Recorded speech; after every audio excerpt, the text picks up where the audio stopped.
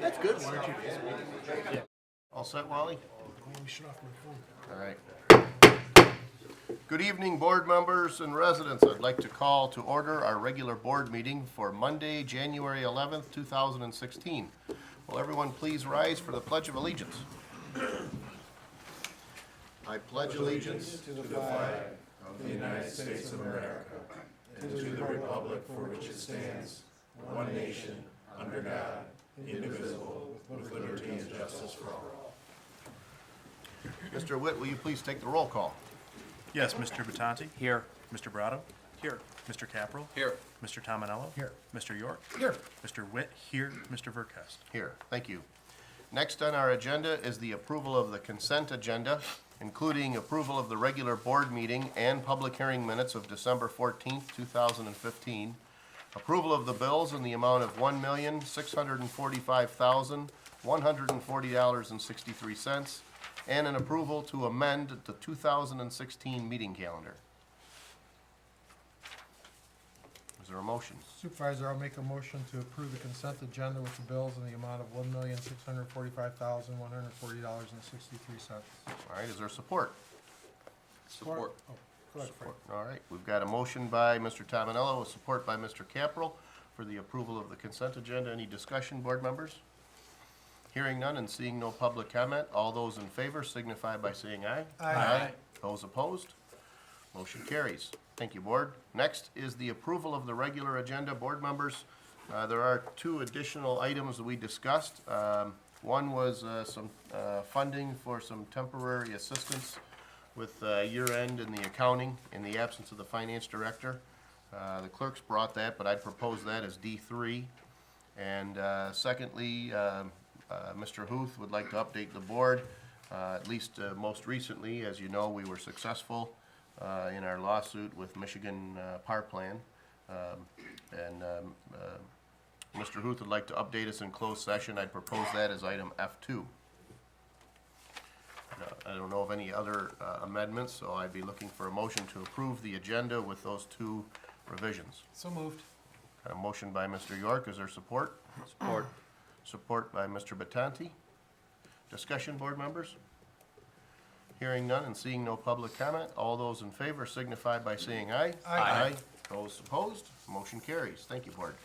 Next is announcements. I've got a few announcements. The Harrison Township Public Library will be hosting multiple events throughout January. Mother Goose on the Loose will be held on Monday, January 11th, from 9:30, well, I guess today, from 9:30 to 10 a.m. and again on Saturday, January 16th, from 10 a.m. to 10:45 a.m. to 11:45 a.m. It's an event for children from birth to age 4 and designed to help babies and toddlers develop pre-literacy skills. Reading ABCs will be held Tuesday, January 12th, tomorrow morning from 10:30 to 11 a.m.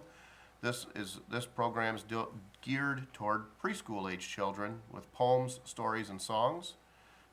Tomorrow's special letter is J. Tales with Tales will be also held tomorrow from 4 to 5 p.m. Children will have the opportunity to read with a therapy dog in 15-minute sessions. And Rockin' Readers will be held next Saturday, January 16th at 11:30 a.m. The week's theme is Disney's Frozen. And finally, Saturday, January 23rd, Meet the Author will be held on Saturday the 23rd at 1 p.m. with local author and Vietnam veteran John Swadish, the author of 97 Bravo, who also happens to be the chair of our DDA. I read the book. I thought it was pretty interesting.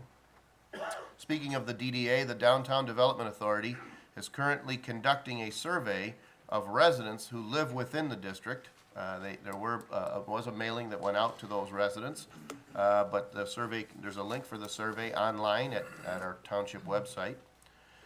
Also, there is an election this coming March 8th, which is a Tuesday.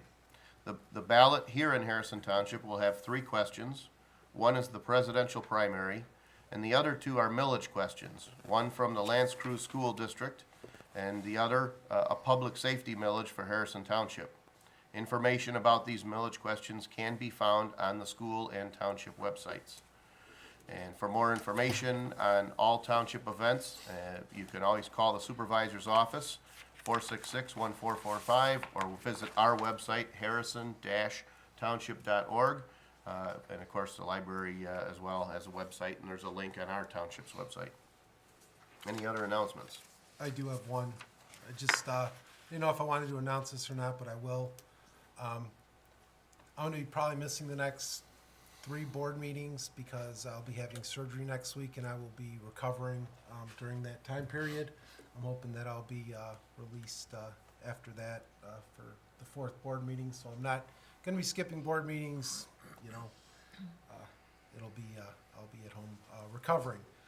During my absence, feel free to, my deputy Ryan will be handling the office.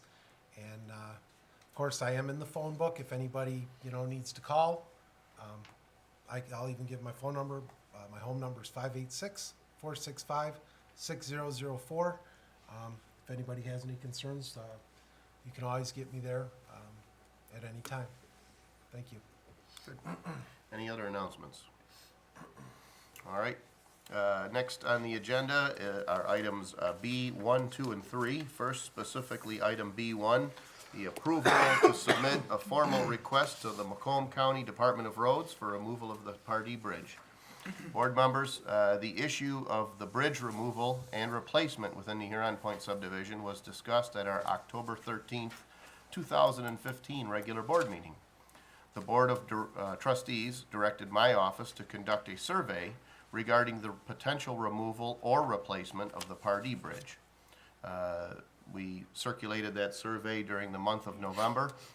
77.1% of the property owners responded to the survey, and 65% requested that the Pardee Bridge be removed at the expense of the Macomb County Department of Roads.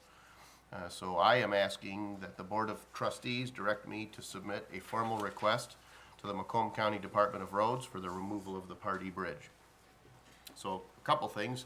I know that there's a substantial number of folks here at the meeting, and just based on the volume and recognizing some of the faces, I know that the vast majority are here because of the issues related to the bridge.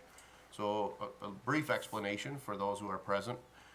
On the agenda, there are 3 items pertaining to the bridge. This first item, B1, is specifically about the removal of the Pardee Bridge. We'll address that, and then after that, resolutions number 1 and 2 are specifically about dividing up the costs, the special assessment, which was the second part of that survey, how the costs would be divided, and we'll address that when we get to that.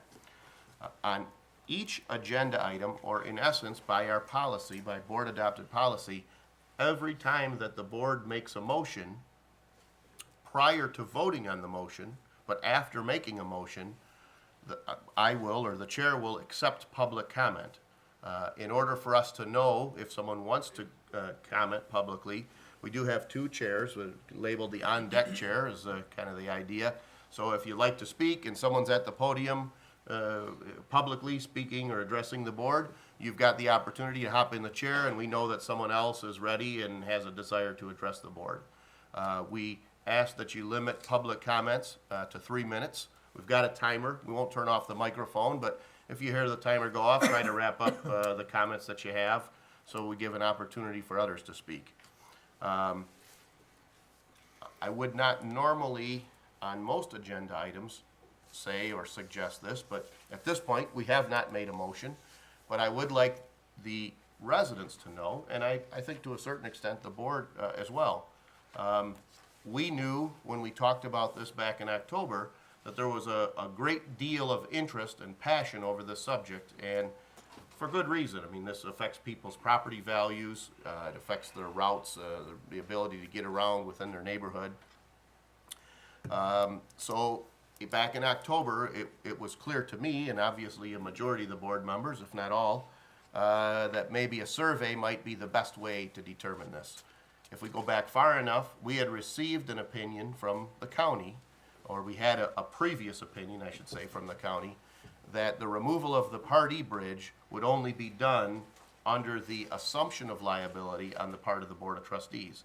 And as many long-time residents know, the subject of the Pardee Bridge is a decades, or I should say the subject of the removal of the Pardee Bridge is a decades-old subject. So clearly, other residents and other boards have grappled with the issue, but had never really reached that point where they had a clear opportunity to address the matter.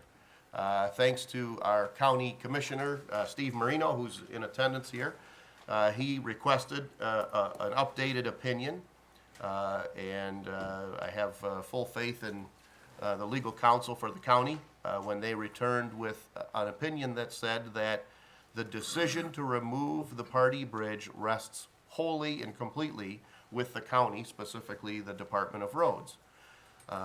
During that meeting, when we reviewed that opinion, I spoke with the county chief highway engineer, and he said that he has no objection to the removal, but he would want to know that the township requests that. So he would rather not make that decision arbitrarily, which was what led us to the idea of the survey. We looked at response times, and I believe the greatest disruption in response times with the removal of the Pardee Bridge was seconds. It was less than a minute. Steve might recall, Mr. Marino might recall, but it was negligible.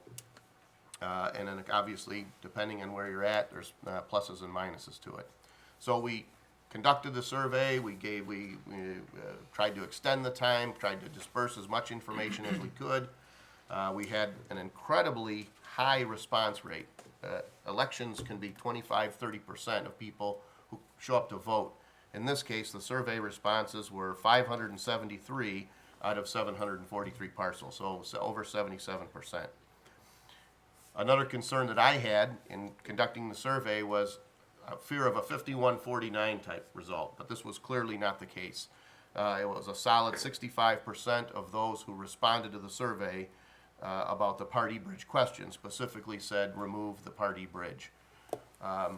So while I welcome any public comment, I can certainly say publicly, even prior to a motion being made, that I couldn't possibly spend the hundreds of hours we did talking about this, fielding phone calls, responding to emails, attending meetings, and literally tabulating those results and get that overwhelming answer, and somehow, at this point, vote not to remove the bridge. So as one board member, and I'm not saying that to play to the audience, but rather for all of those who might be in attendance, to say, well, I want to come up and tell you to remove the bridge. On the contrary, and no matter what we do here, someone's going to be disappointed. But, and I hope this isn't offensive to those who may have come with the hopes of asking us not to remove the bridge, but I couldn't possibly sit here as a representative of this neighborhood and the township as a whole and look at a 65 to practically a 2-to-1 vote and yet vote contrary to that. That was the purpose of the survey. It is ultimate local control. So the goal here was to give the residents the opportunity to make their own decision in their own neighborhood. We gave a lengthy duration. We accepted email, paper responses, via mail, the whole thing. So I feel like we addressed the problem thoroughly, or addressed the question thoroughly. And so I don't know if there's any other comments or if there's any motion. Supervisor, I'll go ahead and make a motion to direct the supervisor to submit a formal request to the MCDOR for the removal of the Pardee Bridge on behalf of the Board of Trustees based on survey results and residents' approval and a 65% in favor. All right, motion by Mr. Tominello. Is there support? Support. All right, support by Mr. Brado.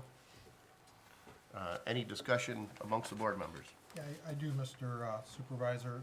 Basically, what I want to do is I just want to talk about some facts relative to the Pardee Bridge.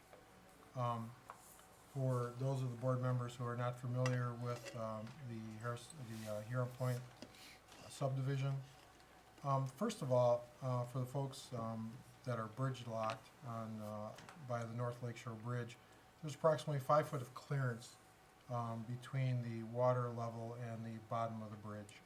Many boat owners on the Archer Lakeshore Canal could not get their boats under the North Lakeshore Bridge the last 2 summers. Some residents overloaded their boats with people just to get them under the bridge, only to store them in a marina or alternate location. Dredging. The Archer Lakeshore Canal, like other canals in the Huron Point subdivision, have developed approximately 30 inches of muck from weed growth over the years. The canal has never been dredged. Because of the party bridge, marine contractors cannot get a barge into the canal. Dredging the entire canal is impossible. The muck will continue to accumulate in that canal. Seawalls. Most seawalls on the Archer Lakeshore Canal are reaching end of life.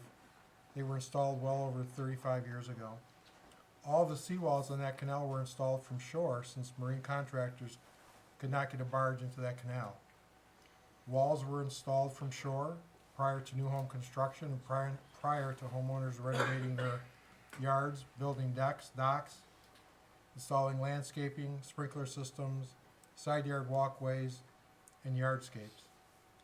As seawalls begin to fail, replacement of seawalls can only be performed from land due to being bridge locked today. Currently, homeowners' decks, docks, landscaping, sprinkler systems, side yard walkways, yardscapes, and even fences will have to be removed or destroyed in order to get new seawalls or get seawalls replaced, costing homeowners additional dollars in the thousands to rebuild their backyards once the seawall is installed. Removal of the party bridge will allow marine contractors to replace walls on that canal from the water by a barge with, and they would have minimal impacts or additional costs for yard demo and renovation to homeowners' backyards, so that would be a vast advantage. Bridge removal would provide a clear, unrestricted waterway to the lake. Lake and water access and reduced idle time to the lake would be realized for those boats on Venetian, West Archer, and the west side of East Archer, since they will be able to exit under the North Lakeshore Bridge depending on both sides. East Archer will become a dead-end street which could deter crime. Bridge removal would provide only one point of ingress and egress via Lakeshore Drive once in the subdivision. There is only one point of ingress and egress to the subdivision on South River Road today. Bridge removal will impact access to Awney Park via Party. Access will be available via Archer. And then access to the Party Archer Street by Huron Point bikers, walkers, and drivers will be eliminated. So just some facts relative to the bridge being removed. Okay. I'd be happy to answer any questions if you have them. I don't know if there's any board comment, any other board comment? If there are any members of the public, we'll open up the floor at this time for public comment in the event that anyone present would like to address the board regarding this subject. Sir, you had your hand up. You can step to the podium if you'd like to speak. This would be the time. You can lay your head down. I think they came in after I explained. Well, I think that many of you think there's only positives for the removal of the bridge. I've lived here 26 years and I see a couple of negatives. I'd like to say that I did vote for removal of the bridge because I used to live on Lake Shore and I know what those people are suffering that are currently bridge locked.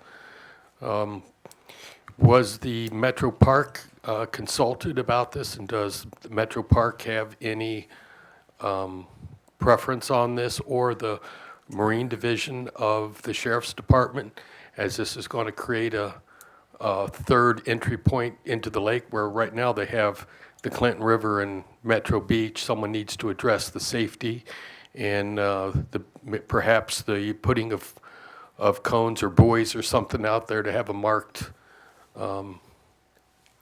egress from that canal.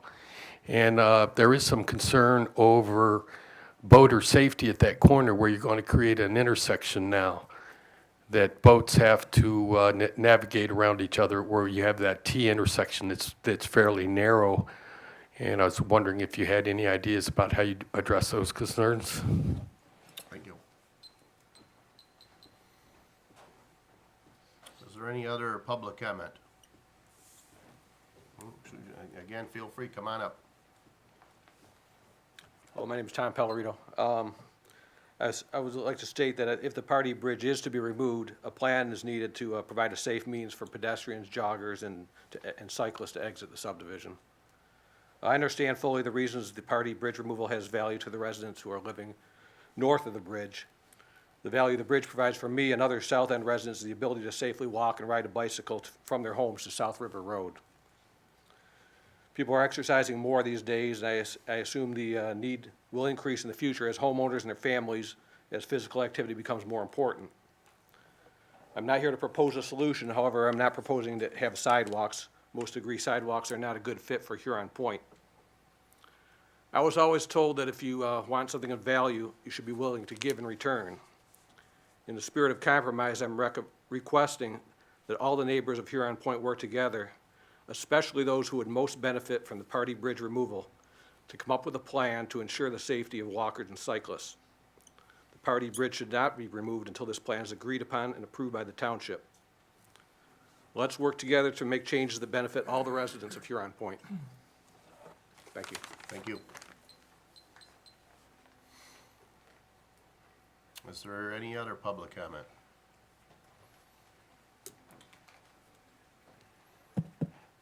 Bill Spencer, I live on Riverdale.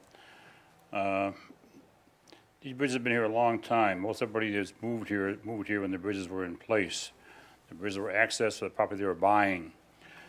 By removing the bridge, you're reducing the access to that property by 50%, and therefore reducing the value of the property. Access to the property is, there's no bridge, there are islands out there. So by taking the bridge out, people who live on Riverdale and Pardee are losing access to their property all year round.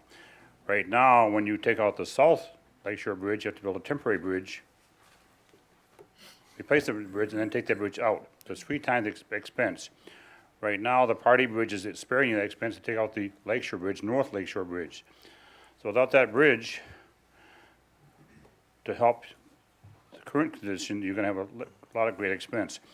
Anything happens to any one of those bridges, but there's one bridge access, that subdivision, 640 homes that are cut off. So that bridge is quite valuable, especially we use it all the time. I think the people on Riverdale and Pardee should be exempt from paying for the other bridges if their bridges are gone. That's my 2 cents. Thank you. Is there any other public comment?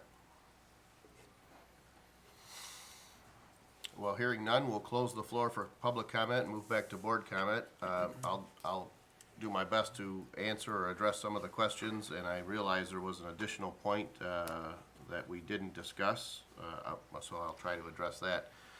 One of the questions was the Huron-Clinton Metro Parks or the Sheriff's Marine Division consulted, and the answer is no.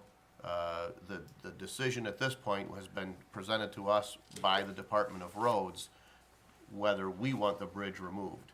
It's important to understand that although this Board of Trustees has spearheaded this, and I have every reason to believe that the county asked in good faith and agreed to pay for the cost, the bridge is not the township's. So we don't have jurisdiction. The way I would answer that question, and it's a good question, and I'll try to include that in my letter to the county if the board approves that. But the same question, that question is ultimately asked of the county. So as an example, I would say that we haven't considered detour routes either, but the county has a process or a means by which they might arrange to say, does this have an impact on other agencies? So it's a good question, and it's one that I can ask of the county, but it's sort of like the caboose pushing the train. It isn't our authority. We were only asked the question, what do the residents want? Ultimately, what does the township want? So that's how we got to where we are. A comment was made about a safe means for pedestrians. As a resident, excuse me, and as a board member, I certainly agree with the importance of an increased emphasis on pedestrian access, complete streets. We've been successful in administering some grants to increase that kind of pedestrian access throughout the township. A decision within that neighborhood to widen a street, put a path on one side, sidewalks, those sorts of things, the township wouldn't necessarily, certainly the township does not have funding available to do that. So it isn't really, it's similar to this, it's a local question, it's ultimate local control. In anticipation of the potential for some paths, we've asked that the Department of Roads make the bridges as wide as possible. Unfortunately, the Archer Bridge that just was completed was limited by right-of-way in terms of its width. However, we do have plans for the North Lakeshore Bridge.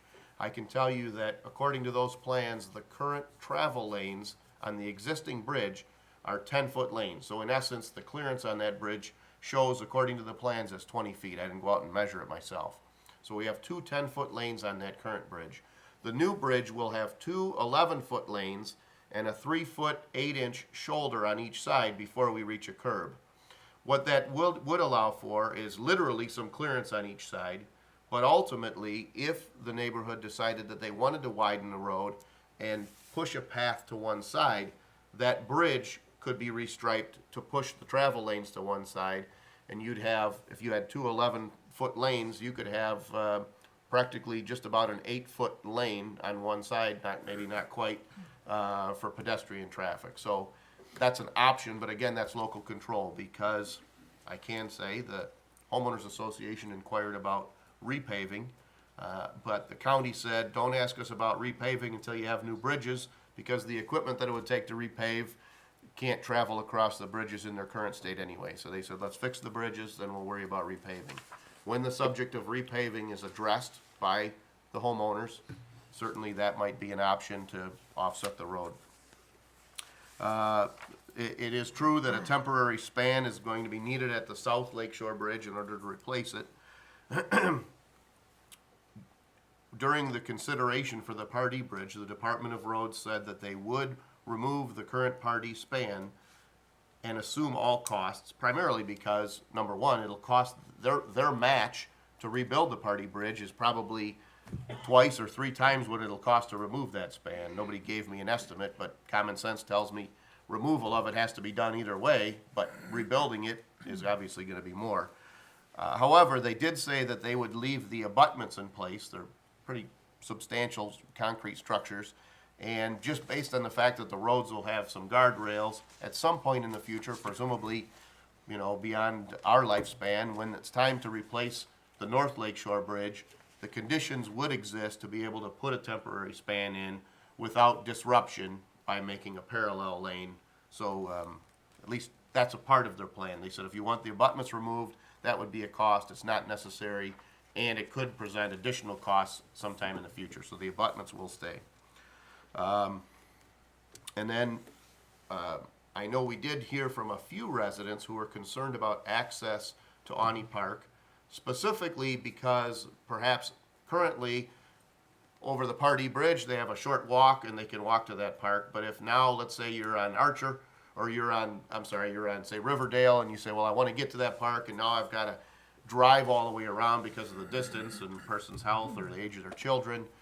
There's currently no parking signs around Awney Park, and although I don't know that it's heavily enforced, you know, the reality is we wouldn't want anyone getting a ticket in the event that a problem came up. So we're certainly willing to work with the county to address that, whether it's, you know, some sort of temporary parking or the removal of those signs.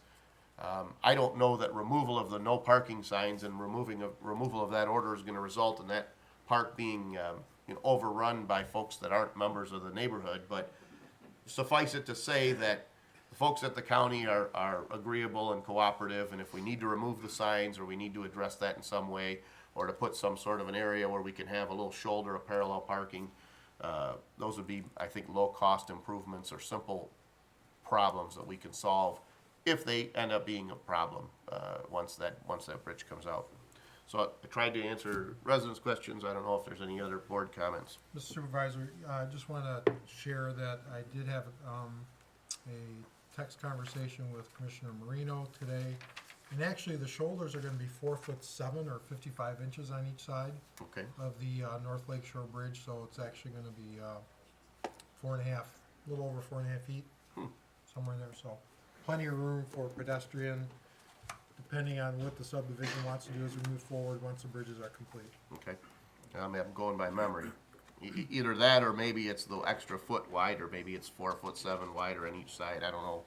But I had the plans, but either way, the federal grant that allows for the reconstruction of that bridge, or I should say the federal grant that's paying for a majority of the cost, does come with some stipulations. And we discussed that at prior meetings where someone said, hey, could we have something decorative or add lighting or something like that? So the span width is the maximum width that's allowed under that grant without having to contribute additional funds. So let's say we wanted it 10 feet wider on top. County will do it, but we have to pay for the extra 10 feet. Ultimately, you'd have to pay for the 10 feet. So at this point, it's as wide as it can under the grant restrictions. Any other comments? Hearing none, we've got a motion by Mr. Tominello with support by Mr. Brado to direct the supervisors to submit a formal request to the Macomb County Department of Roads for the removal of the Pardee Bridge on behalf of the Board of Trustees, and I believe you said in light of the fact that the survey results were 65% in favor. And Mr. Witt, will you please take a roll call? Yes, Mr. Tominello? Yes. Mr. Brado? Yes. Mr. Batanti? Yes. Mr. Capral? Yes. Mr. York? Yes. Mr. Witt, yes. Mr. Verkast? Yes. Motion carried.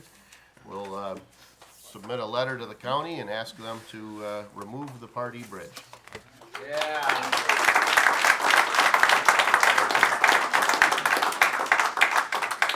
And again, as I say, I know that no matter what we do there, there are folks here and at home that say, boy, I'd rather see that bridge stay. And we tried to do this as fair as we can and to try to give everybody a chance to weigh in. And so next on our agenda is items B2 and B3. These are specifically regarding the resolutions on the second half of the survey. You may recall that the survey also asked the question, how should we divide the matching funds amongst parcels of land? Should they be based on who benefits, if I go over one bridge, two bridges, three bridges, or should it be divided equally? And again, I think it was over 62% of the folks said that they thought dividing the costs equally was the most fair. So these resolutions, or this next two items, are the official steps that we need to do to institute the special assessment over a course of 2 meetings to be able to get the process rolling and then tell the county, yes, we have the matching funds. Yep, the first resolution is basically saying we're starting a special assessment district for the project. It was amended based on the results of the survey to reflect the equal cost per parcel for the project, and also removed the Pardee Bridge from the scope of work for the special assessment district. So it reflects the estimated equal cost of $13.66. The first resolution is basically saying that the engineer has prepared plans and they're be available to the public. So I'd make a motion to adopt the foregoing resolution number 1 for St. Clair Haven Bridge Replacement Special Assessment District as presented. Support. We've got a motion by Mr. Witt with support by Mr. Tominello. Is there any discussion? Mr. Supervisor, I'd just like to share some information. The homeowner association held several meetings with residents, and I think since day one, when we looked at how the funding needed to be split, I know it was based on usage, but the residents said pretty much from day one that they wanted it split evenly. The survey results actually confirmed that that information, so I just wanted to share that with everyone as well. Absolutely. Can I ask a question? Yes, sir. And I'm unfamiliar with how the lots are numbered out there, but Crazily. is everybody getting assessed from like South River in? Is that basically? Excluding the lakeshore lots on, that are north of the bridge. From South River to the first bridge, Okay, so that's my question. Yep. All right. those are not included. And again, there was a great deal of discussion. I suspect that those folks who live on that stretch, who aren't being assessed, weren't vocal through the survey process because they were excluded. But I suppose if we had included them, we heard a greater number of people who were opposed to that. In either case, when we looked at it, we questioned whether or not they truly benefited from the bridges. I've heard a lot of comments either way, and I respect all those comments. once again, no matter how we slice that up, the financial impact of adding those additional lots is likely to be pretty small. It's not gonna lower that number probably too much, but there were some compelling arguments to do that. But as it's proposed right now, those property owners from South River to the first Lakeshore Bridge are not included in the special assessment district, specifically for the bridges. Obviously, if at some point later, there's gonna be a paving project, that would, I think, be a completely different story. Any other board comment? Is there any public comment?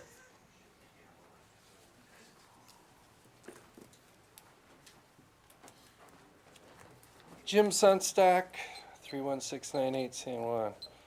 I know I'm not part of this particular assessment district, but some of the paperwork that's been supplied with it leads me to ask the questions. You said total project cost is $6,390,000 with $4,650,492 coming from federal grants, $869,754 from the county, and $88,450 from the township. If you add all of those up, that comes to $5,608,696, which leaves a difference that needs to be covered by the residents of $781,304. If I take the 1366 times 675, you're essentially going to get $922,050. That's a difference of $140,776, and I guess I'm wondering where that's coming from and why.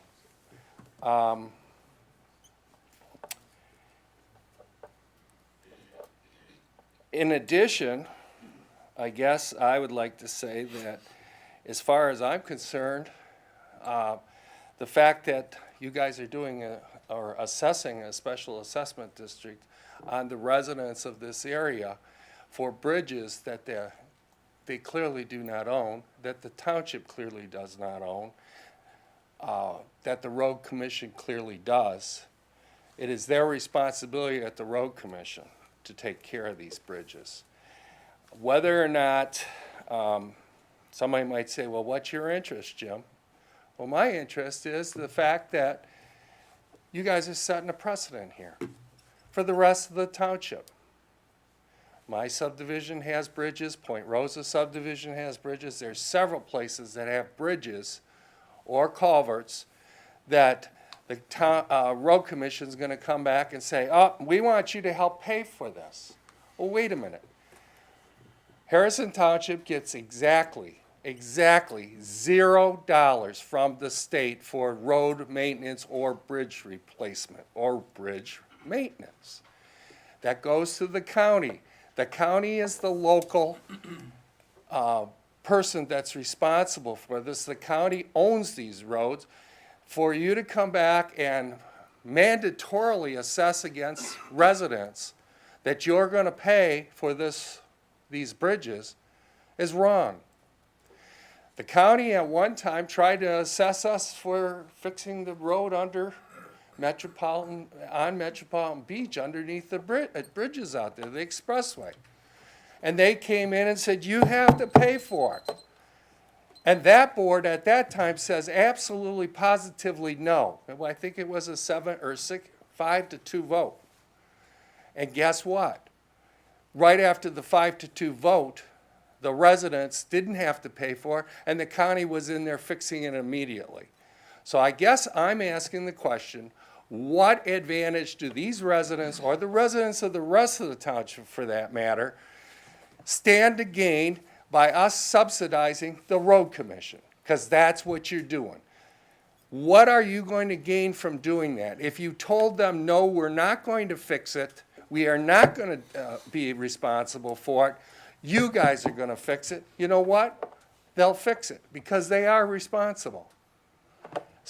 So with that, I'd like to say, and since I don't have any real way to object, I object to this on the basis of the fact that it's setting a precedence for the rest of the township. And with that, I'll bow out. Thank you. Is there any other public comment? Hearing none, we'll close the floor for public comment and move back to board comment. Again, I'll try to answer the questions. I appreciate, and I know we have a board member who often do the same thing, kind of go through the math and say, hey, it looks like we need 781,000, but if we get all of this money, we're gonna need 922,000, so where's the other 140 going? About the only thing I can promise everyone in this room is there's a real good chance you won't be assessed $1,366. The reality is, we don't know what the assessment will be until the project is complete. However, in anticipation of what costs could be included, there are contingency costs. There's contingency cost. The scope of the project is more than the township can afford to float up front. The cost therefore needs to be bonded out. This includes that cost for bonding the project out. It also includes the cost of the township administering the project, including any mailings that we have when we'll do the public hearing. We have to send out mailings to 675 homeowners. We have to run 2 notices in the newspaper. We have to do that process twice. So take the mailings, take the newspaper thing, there's cost for doing that. There's cost for having our engineer involved in the project. So between that, we estimate high, because we'd hate to come back to you guys and say, gosh, we were too low and we need more money, when you already said, hey, this was what I was thinking I was doing. It gives you a chance to budget it. I'd much rather come back and say, it came in under than it came in over. Right, but make no mistake, of the 140,000, a majority of that is not mailings and No, newspaper it's- advertising. A that's majority of that is interest and contingency. But the opportunity may come that when this is available, there are various processes for municipal funding. So it's possible that at that time, and I'm not going to get into it because I don't fully. I'm certainly not well-versed enough to explain it publicly, but I know that there are opportunities where someone will say, well, in anticipation of this, there's another route you can go, you can save some costs, or, so this is presumably worst case, but the very rules of the special assessment process encourage the municipality to figure on the high side, not figure on the low side, and in the process, potentially dupe the residents to say, wow, we can get it done for $900 a person or $900 a parcel. And when it comes in higher, now people say, hey, that's a 50% increase. That was unfair. If I knew it was going to be that high, I wouldn't have approved it. This is kind of the opposite. We're trying to go on the high side. And so every estimate we have from the county at this point is included in our estimate. But the match that we're potentially expecting is assuming that there's some cost overruns. It has no impact on the bidding process. It's just precautionary. And as Mr. Witt said, there are some included expenses. But a great question. So first, let's make sure that we understand there's 2 ways a special assessment can be done. One is through a signature process of the residents. So one way that we could have addressed these bridges, and one option that we had as a Board of Trustees, was to do nothing for the special assessment and wait until 51% of the residents sign a petition saying that they want to participate in the match. The second option is the Board of Trustees, as we're doing here, can implement the special assessment, but the law allows for the residents to, for lack of a better word, oppose or revolt. If 20% of the residents collect signatures saying they're opposed to the process, then the process stops. Then 51% of the people who were in favor would have to sign. But the bigger question that Mr. Senstock raised, and I think it's a legitimate one, is it reasonable to expect that the residents should contribute at all to the bridges? And it's a great question. The county looks at those bridges the same way that they look at local roads. Now, we have, by Michigan law, all the roads are divided from a local road, which is typically that 25-mile-per-hour road, oftentimes a dead-end road that we live on. Then there are collector roads, there are thoroughfares, highways. There's a whole series of graduated terms to define roads and the volume of traffic that they handle. Public Act 51 of 1951, which regulates how gas tax and road funding, dollars are dispersed, say that cities receive their money, but townships do not receive funding for their roads. Townships don't have responsibility for the roads. Wherever a township exists, those funds flow to the county. Public Act 51 also says that counties cannot rebuild local roads, it doesn't specifically address bridges, says you cannot rebuild local roads without without matching dollars from an outside or the other, another source, be that residents themselves or the township. So, the county, really, in all fairness, has not repaved a local road without matching dollars in any recent history. So I can't point to a local road that the county rebuilt. And that's true for every township in Macomb County. In some cases, they will participate. They have a grant program of $2 million per year that they put up if people do want to participate in that. But I can't point to a road in Harrison Township that was repaved using county dollars whatsoever. That is a local road. So, number one, local roads won't be 100% rebuilt by the county per Public Act 51. But it doesn't address bridges. The county is treating that bridge the same way as the local road that's on either side of it. Number two, there is a precedent for participation in the bridge reconstruction process. Bridgeview is a regional type road, one that's not only used by the residents, but probably by some of the folks in your subdivision. The township was asked, and a prior board agreed to participate in the matching dollars for that bridge. And the simple fact is, the county has been for many years, as a part of the bigger discussion about gas taxes and road funding that's been going on in Lansing, the county has received less and less dollars at the same time that their costs have gone up. So they have asked municipalities, not only Harrison Township, but many other townships or other townships in the county to participate in road funding. Some townships have road millages across the state. There's quite a few townships that actually have a specific tax, a road millage, to help pay for road funding. We had one on the ballot in 2014, and it was narrowly defeated. So we don't have the funds, and the county's saying that they don't have the funds. That's their logic or their reasoning. So they've approached us. We're approaching you the same way that 25, 30 years ago, the folks in your neighborhood, some of you may have still been there then, paid to put in drains and road paving. The county didn't pay that cost. That cost was borne at least primarily by the residents in the town, in that subdivision. So, did my best to answer that. I don't know if there's any- have a comment. Yep. And I'm just gonna make a comment, and I don't wanna get into a big argument with you tonight. No, sounds good. But the Bridgeview Bridge, just so everybody knows, we matched on that because the township board paid for the bike path. You know, there's the bike path extension. That's the part that we paid for because it wasn't included in the original bridge. It seemed reasonable at the time. And what I'm about to say is something that I've said all along regarding the roads. The county owns the roads. The Michigan Township Act specifically says townships can't own roads. It's the county bridge. We don't own it. We should never have to pay for $1 for the roads. The county gets that 2 billion that we're talking about, that the state is gonna, raise our fees on our registrations and the gas taxes and all that. Our portion of that goes to the county. What the county does with that, I don't know. So what kind of scam is that? They take our money and then come and say, oh, here, you need to pay more, when they're getting money that we've already paid in taxes and fees. And as an anti-tax guy, and I think anybody that watches these meetings knows, there's no way that I can vote yes to put this on the citizens.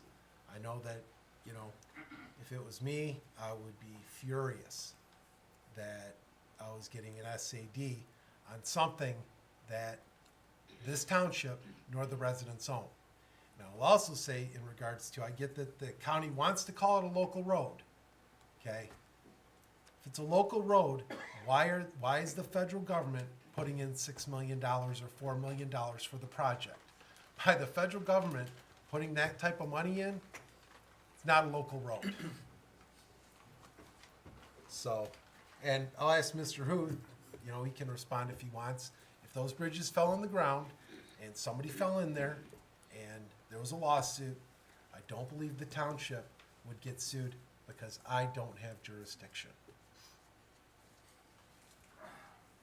And you don't have to answer that. Thank you. We could All just right. leave it at that. But that's my statement, so, you know, I think everybody knows how I feel about that. And it hasn't changed in 11 years. And I certainly understand it. I think there's a lot of non-factual information you just responded, but in the fine. interest of argumentation, or lack of argumentation, I won't I don't respond want to either. argue with you for 2 hours. Sounds so. good. All right. Good. Any other board comments? Hearing none, we have a motion by Mr. Witt with support by Mr. Tominello to adopt the foregoing resolution number 1 for St. Clair Haven Bridge Replacement SAD project as presented. Mr. Witt, will you please take the roll call? Yes, Mr. Witt, yes. Mr. Tominello? Yes. Mr. Batante? Yes. Mr. Brado? Yes. Mr. Capel? Yes. Mr. York? No. Mr. Verkest? Yes. All right, thank you, board. Next on the agenda would be B3. Mr. Witt? Yes, the second resolution instructs the clerk to schedule the public hearing for the special assessment district and directs me to, again, conduct the mailing to residents, publish it in the newspaper at least twice in a newspaper general circulation. Right now, I'll be looking at holding the public hearing on February 8th. Usually we try and do it next meeting, but there's not enough time to be able to get the notice out in the paper and then with that many, letters out, so we'd be looking at February 8th. The purpose of the first public hearing is to allow residents to appear and protest against the appeal and the amount of the appeal, and then it would give them the ability to take that appeal to the state tax tribunal if they desire. This is their one opportunity to appeal that. They can do it in person or they can do it by letter prior to, as long as they get it to the clerk's office prior to the close of business on the 8th. So, and again, that's what it'll say in the notice. That's what everyone gets in the mail. So everyone gets notified of exactly what you just said. Exactly. And it is a part of the process established by state law. Correct. So, is there a motion? Make a motion to adopt foregoing resolution number 2, St. Clair Haven Bridge Replacements SAD project as presented. Is there support? Support. All right, we have a motion by Mr. Tominello with support by Mr. Capral. I'll explain that this is a continuation of the same process. I don't know if there are any other board comments. So we'll open up the floor for public comments. Jim Sunstock, 31698 Sad 1. Once again, Mr. Verkest, you basically take the time and take the advantage of being the last to speak and to accuse Mr. York of falsehoods or erroneous information is completely false and erroneous on your part. Secondly, as I've indicated, I'm opposed to this special assessment district as it relates to the whole township. And I guess the question I have right off the bat is, we have spent or had the road commission supply money for various roads, including town hall, and so on. So, and we didn't spend any money, or we spent some township money on that. One of the questions I have is basically that maybe the township should be supplying more money for the citizens. You collect our money, you take our money all the time, and I guess what I'd like to say is that, in fact, the township could have put more money into this special assessment to help the residents out. $1,300, well, I realize those people out there on that point are pretty rich. But the fact of the matter is, this township has consistently spent money inappropriately or unwisely, and all of that money could have easily been addressed towards helping these residents out.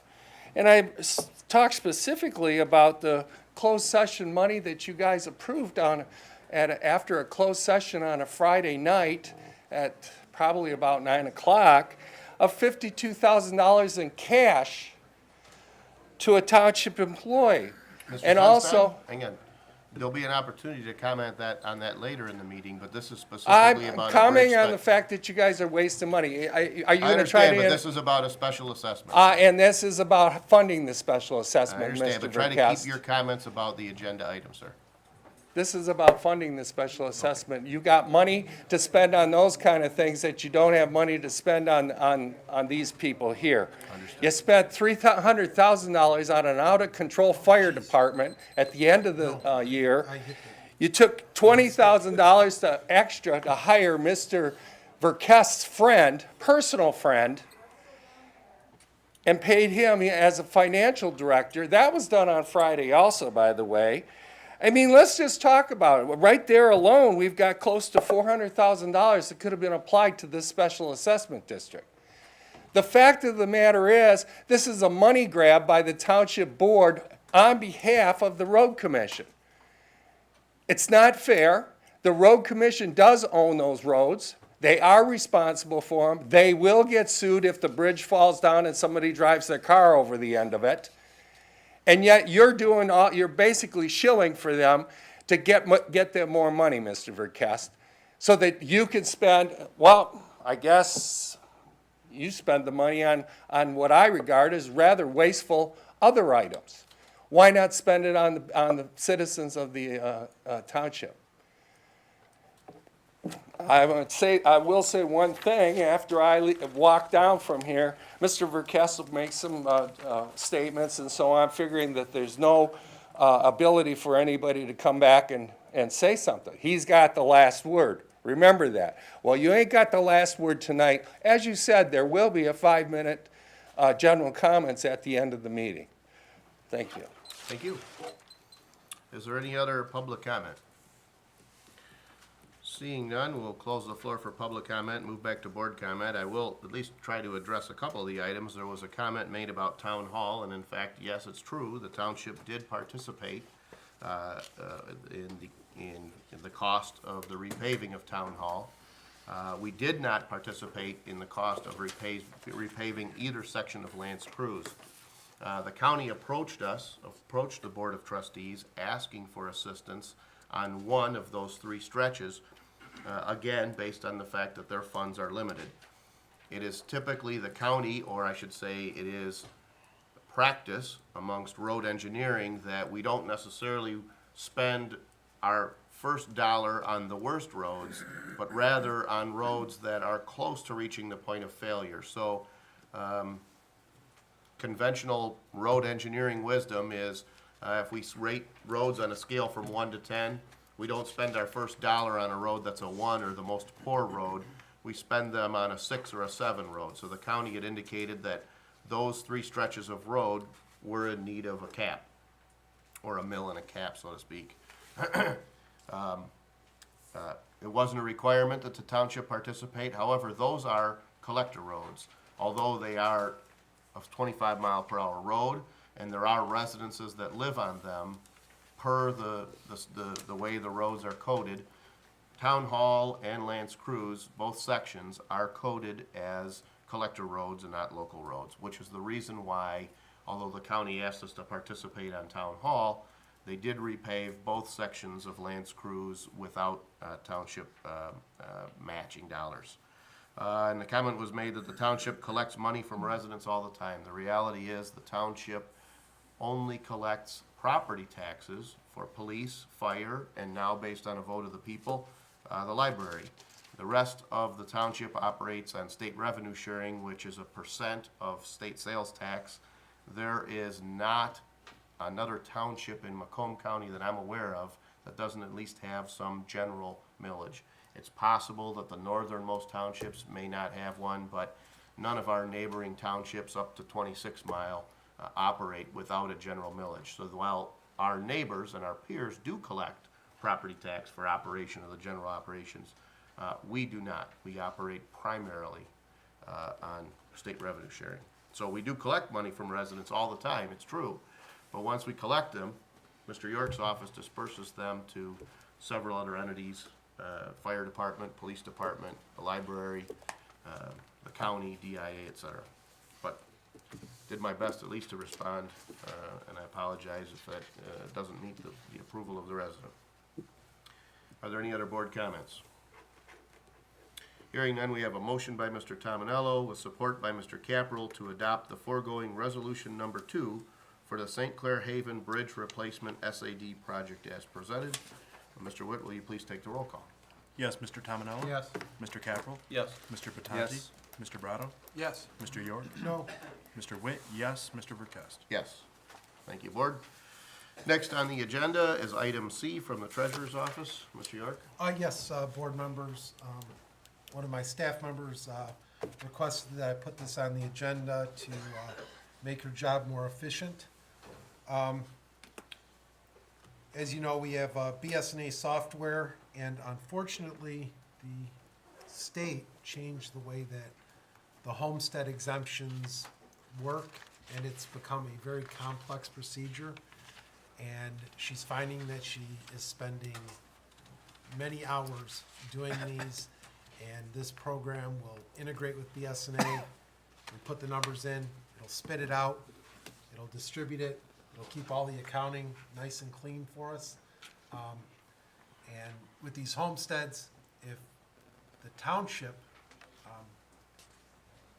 if we happen to know that there's a business or something that owns a home, and the assessor or us, the treasurer's office, takes that homestead exemption away, there's now an 80-20 split as far as the interest costs go. If we are the ones that initiate that, we get 80%, state gets 20. If it's the state that comes from the tax tribunal, which happens a lot of the times, we get 20%, they get 80%. So this software is gonna help us keep all of that straight. I think at the end of the day, we'll probably at least break even on the purchase price at some point. And like I said, the cost of the software is $26.25, and that's based on the 11,038 parcel count, and then an extra $1,100 to come out, install it, train on the application, and then as with all software BSNA, we have a yearly license fee that we pay. So, and this will also help out with the border review process. We get about, I don't know, maybe 50 of those per, when the border review meets in July, and I believe it's February they meet. March.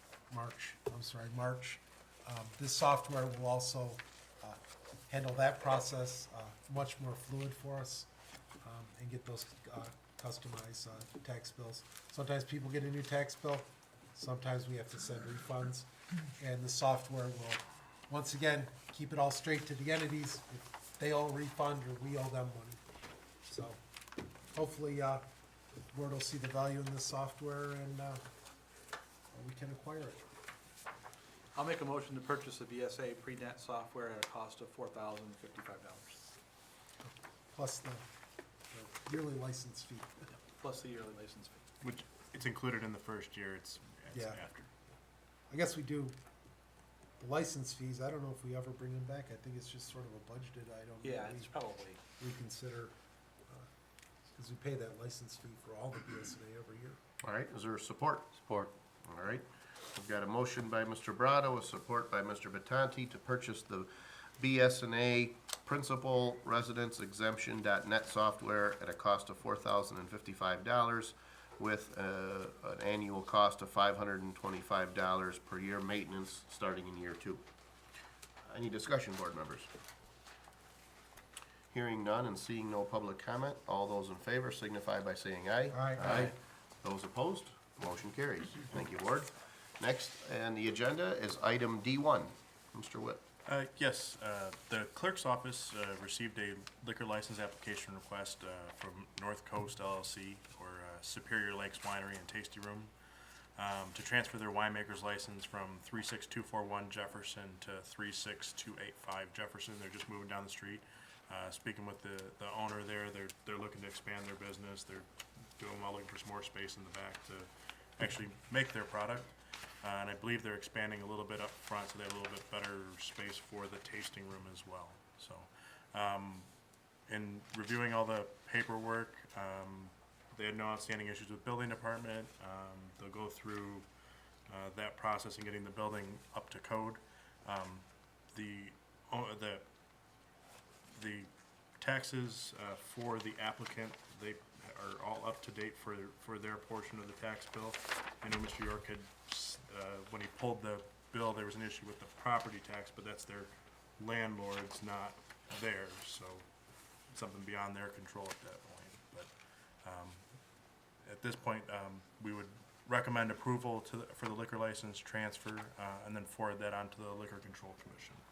Make a motion to recommend approval for liquor license application request from North Coast DBA Superior Lakes Winery and Tasting Room requesting to transfer their winemaker's license from 36241 Jefferson to 36285 Jefferson, Harrison Township, Michigan, 48045 Macomb County.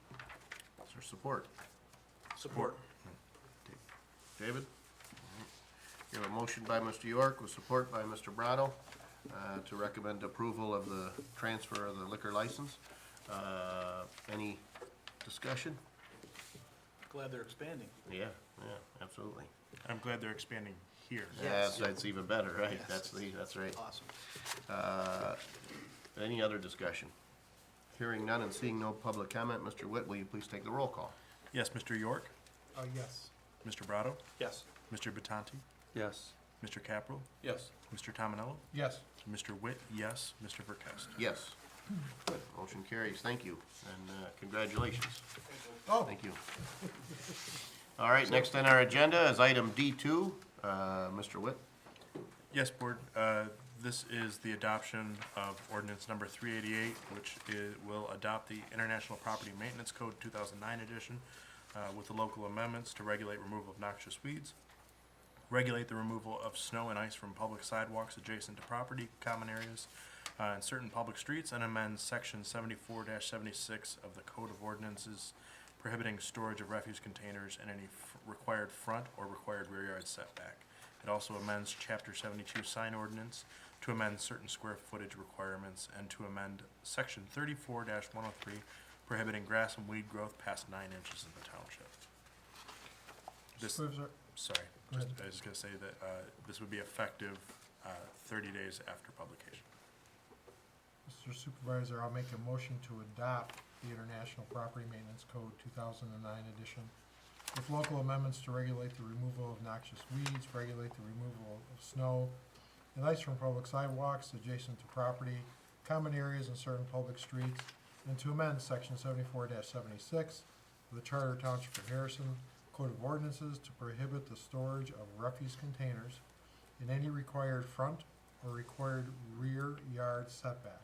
To amend chapter 72 sign ordinance, to amend certain square footage requirements, and to amend section 34-103 to prohibit grass and weed growth past 9 inches, and to publish a notice of adoption at the Charter Township of Harrison, and the full text may be reviewed in the clerk's office during normal business hours, 8 to 4:30, Monday through Friday. All right, we got a motion by Mr. Tominello. Is there support? Support. All right, support by Mr. Capro. Discussion, board members. This is the second phase, I think, of Correct, it was introduced, at our December meeting and it'll be adopted. all right. Any other discussion? Hearing none and seeing no public comment, we have a Oh. motion. I thought that somebody speak. I just wanted to make one quick comment then. I just don't like the refuse container portion of this, but I like everything else, so you have to vote yea or nay for everything, so that's all I wanted to say. Okay. Any other board comment? I wasn't Alright. expecting that.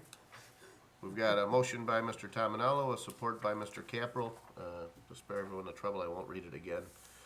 Mr. Tominello made the motion. Mr. Witt, will you please do the roll call? Yes, Mr. Tominello? Yes. Mr. Capro? Yes. Mr. Batanti? Yes. Mr. Brado? Yes. Mr. York? No, Mr. Witt, yes. Mr. Verkowski. Yes. Thank you, Board. Next was an additional emergency addendum or request from the accounting department regarding some temporary, need for some temporary assistance. Mr. Witt. Yes, thank you. Due to the retirement of our finance officer, we have obviously a vacancy in that department for the finance director until our new finance director comes on in about a month. In the interim, though, we have some important year-end paperwork that needs to be done, W-2s, 1099s, some of the affordable care paperwork that needs to be filed with the government. And unfortunately, I don't have final pricing for you tonight, based on not knowing what type of help I would need, whether it was longer term, if the board didn't find a suitable candidate for the position, or if it was shorter term. I've reached out to our auditing firm, a accounting firm that we've worked with in the past. I've had a couple suggestions for a couple other sources for prices for that work.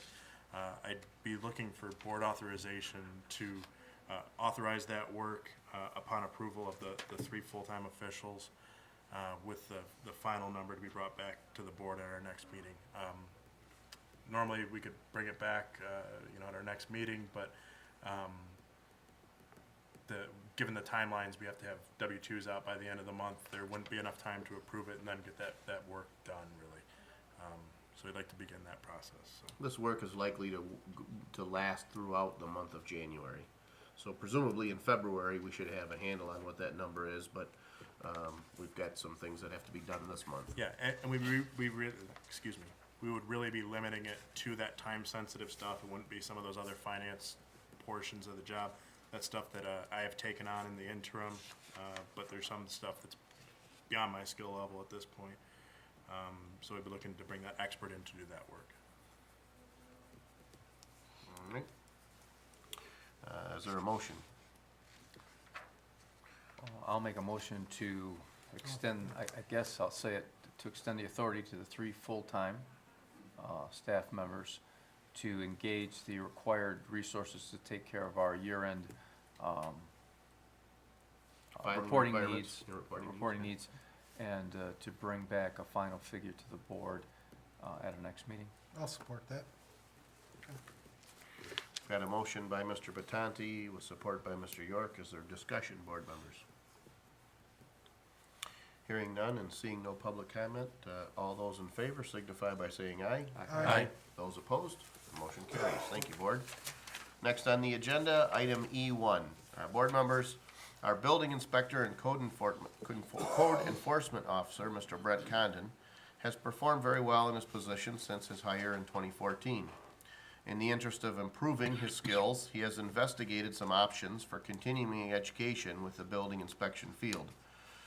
Attached is his request for reimbursement for several courses through the International Code Council. These courses would be completed sequentially over a period of time, with reimbursement coming only after his successful completion.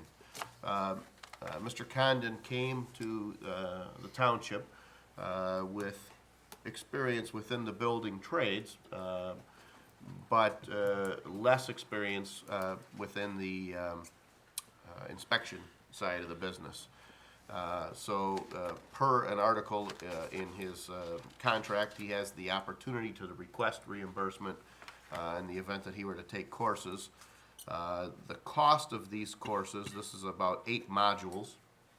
So each module individually is probably less than the cost if he might attend a course at some of the local colleges, but in fact is more specific to the building codes, energy conservation, plan examination, so forth. So he submitted this request. The total cost as listed for the classes is $1,880. This would likely occur over a period of time. I wouldn't want to assign a timeline, but there's a combination of online courses and testing to acquire certification in each of these. And once you complete one, then you go on to the next one. So in essence, as opposed to asking him to come each time for each course, for example, the first one might be $278 and $175, $180 in books. And then have him come back for an additional $278 for the next one. I'd asked him to tabulate and assemble what the total courses he would be interested in taking through this and bring them as one package. So we're looking for a blanket approval for all of those courses. And as you may recall, the contract does acknowledge that if the employee, upon reimbursement for the educational expenses, I should say, the contract requires that they have to have a C or better through the testing process. And then after reimbursement, if they leave employment within 24 months after reimbursement, they're responsible to pay back 50% of the cost of those courses. So truly, this is an investment in what we hope to be a long-term employee and give them the skills necessary to better serve the residents of Harrison Township. Aren't those pass or fail? I think so. I think it's more of a, you look at some stuff and then either you pass or you fail. I Typically. don't know if it's. Yeah, I don't think it's there's, either A or F. right. I can't say that, I know the contract acknowledges a C or better, but because I think the contract's- below a C is a fail, so I think that's it. That would be the line for a pass. I think whatever it is, if it's 72 questions and whatever the line is, if you're below or above, you Correct. pass or fail. Right, So- but these are very trade-specific courses as opposed to standardized type community college courses, but the same concept applies where, you don't get reimbursed if you don't pass. So there is some, the initial cost is borne by the employee, and in the event that they're not successful or they don't take the testing serious, then they're not reimbursed.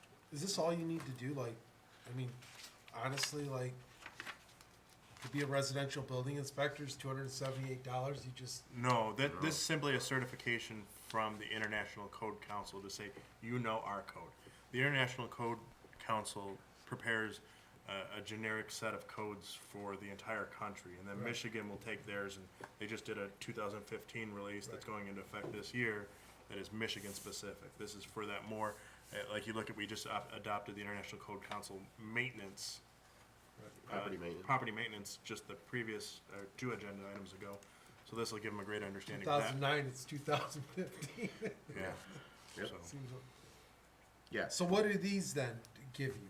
I'm just, I don't know, I'm just asking. It's an the expansion of question. knowledge. This is literally training to improve your knowledge base. So, the steps necessary to become a building inspector, these aren't steps necessary to become a building inspector. Mr. Condon has already satisfied that.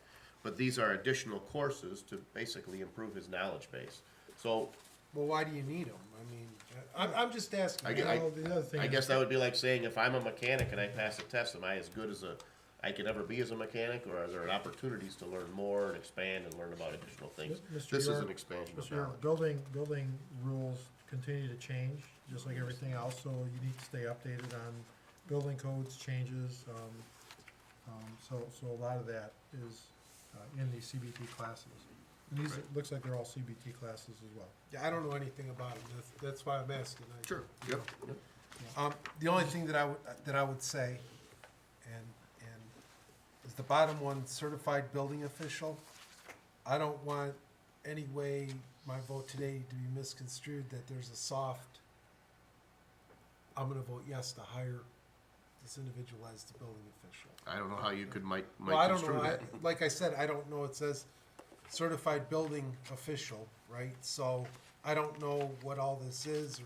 Well, I thought by Do you know what I voting for mean? it, The you're only gonna make thing them a that- legal The only module. thing that I can assume is that when you CBO, I mean, maybe someday we hire the gentleman as the building official. Maybe the board doesn't. I don't even know if I'll be here. I'm just, Yeah, and I don't want anything to be misconstrued later. we were looking at another community, and all their inspectors are actually building officials as well, because that expanded skill set makes them better inspectors. No, Not that we're that's fine. saying- No, that's fine. I just No, don't I'm want just saying anything to it's be not misconstrued. it's not unapplicable to his job.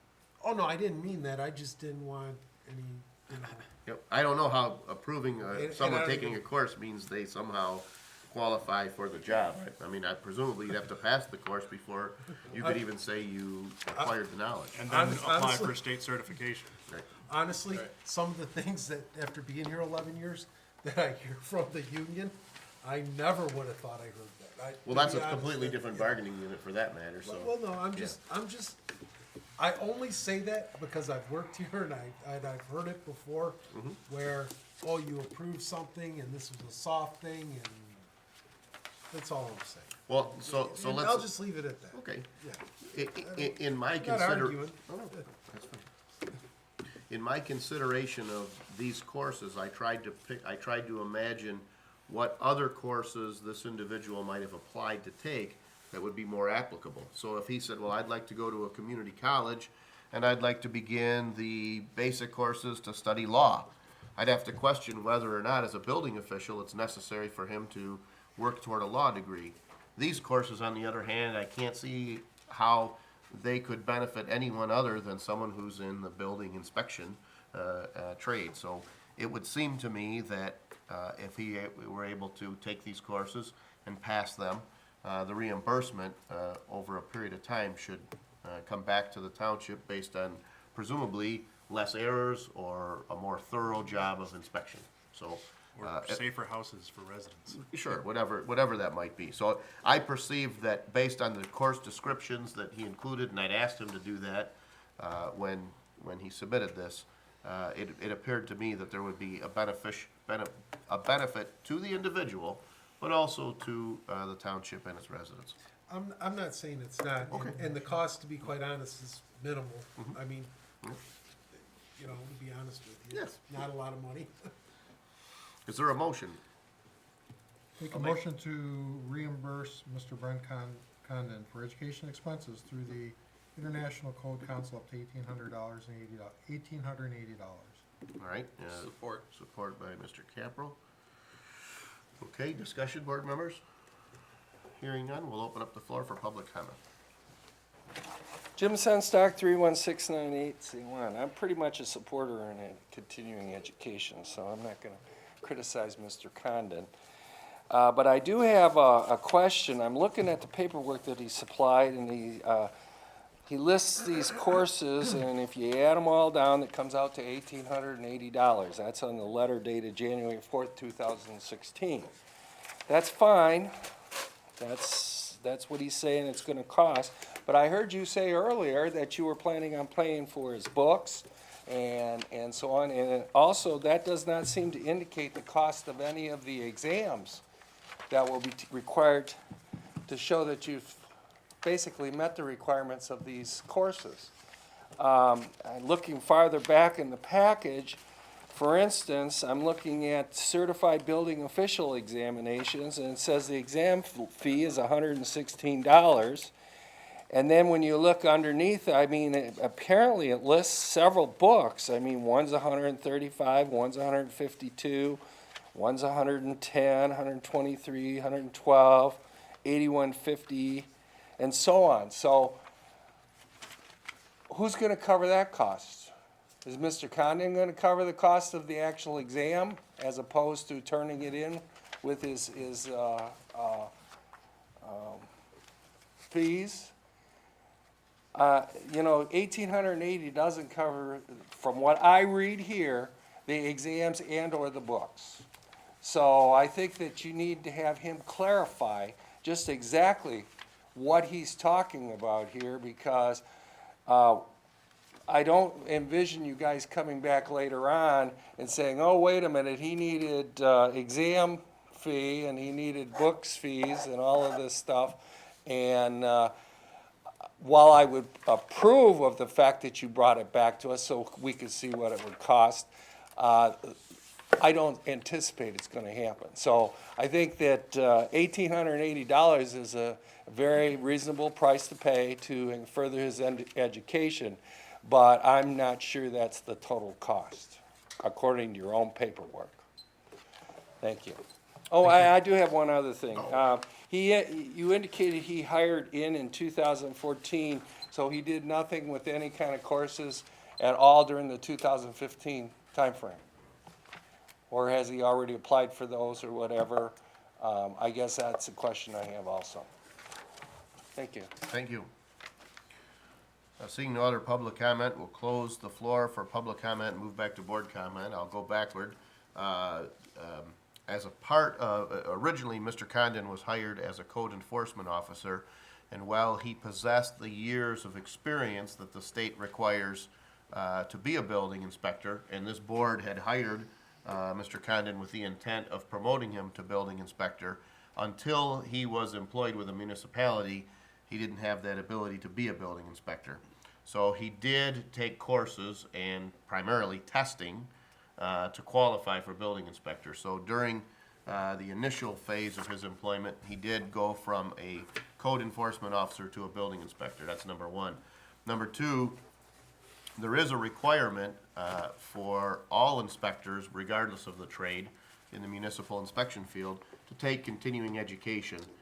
Once a month, there are courses offered, and just about all of our inspectors participate in that educational process. This would be education that's above and beyond. So he has taken education, but this would be some additional, or I guess expanded education. That's number one. Number two, well, I understand the residents' request, and I do know that the agenda item, as he presented it to me, did indicate that there were some code books that were involved. I also see itemized some exam fees, and so I can understand the concern. I know that this doesn't apply to all types of online testing, but frequently the process will be that they'll make material available online and books. So you buy the book or you study the material online at no cost, but it's the testing that ultimately results in a certificate, and that's usually when they ding you or when they charge you.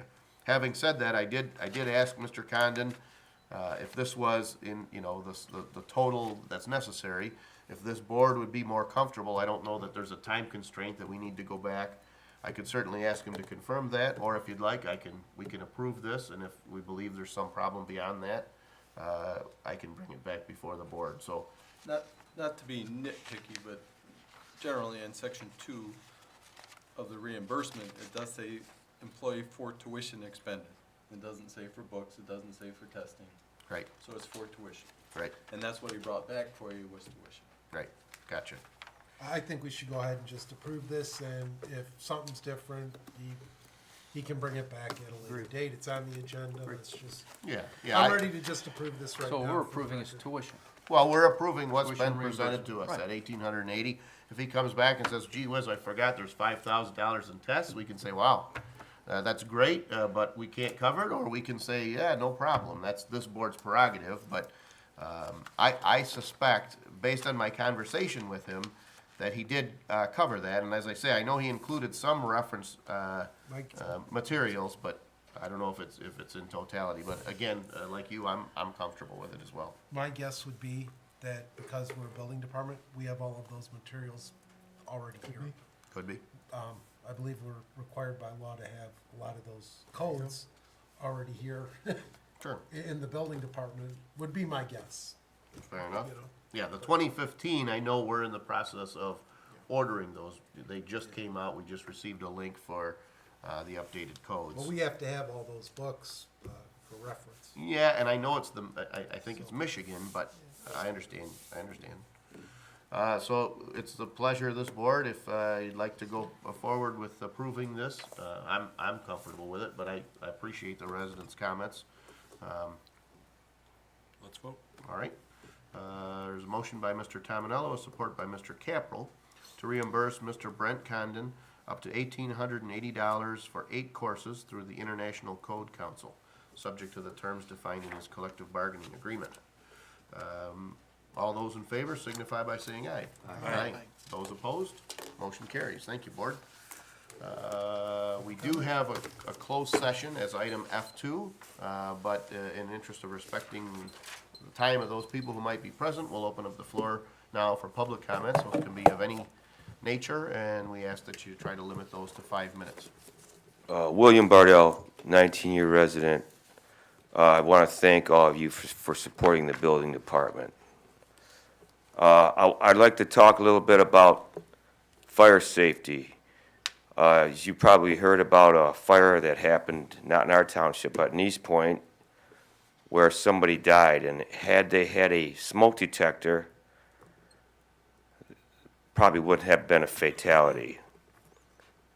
The reason smoke detectors are so loud and noisy, when you're cooking, they go off or you burn toast and they drive you up the wall, and you want to rip it off the ceiling, is to wake you up out of a deep sleep if there's something burning in your house. It's a safety issue, and you can buy 9-volt batteries on sale and store them in your refrigerator. It'll probably last 5 years. You can buy your 9-volt batteries. I know some municipalities, if the fire marshal comes out and they do a fire inspection after the fact, and they don't, you may have a dead fire or a 9-volt battery in your smoke detector, you won't have to hardwire it. I know some downriver communities have that. But if there's no battery in it, you have to hardwire it. But if it's a dead battery in it, then you have to put a battery in it. But basically, just want to remind everybody that if you have an elderly relative or young teens or in their early 20s, make sure you tell them about their smoke detectors, and don't go to sleep with burning candles. I know everyone's mom already told them that a million times through the years, but don't go to sleep with burning candles, and always have a smoke detector. Also, I want to remind everybody that we had 60 beach closings in 2015, and I think this year we can do better. Municipalities are getting permits to dump into our lake treated and non-treated sewage into our lake. I know I've mentioned before about real-time validation of the sewage getting treated. To my findings, I have not seen that. And I would like everyone, if they haven't, to go to SaveLakeSt. Or go to Save Lake St. Clair Facebook and get involved in this. We can save this lake. I know a lot of people enjoy bass fishing, and we really enjoy the lake, and we want to see it get better. Thank you. Thank you.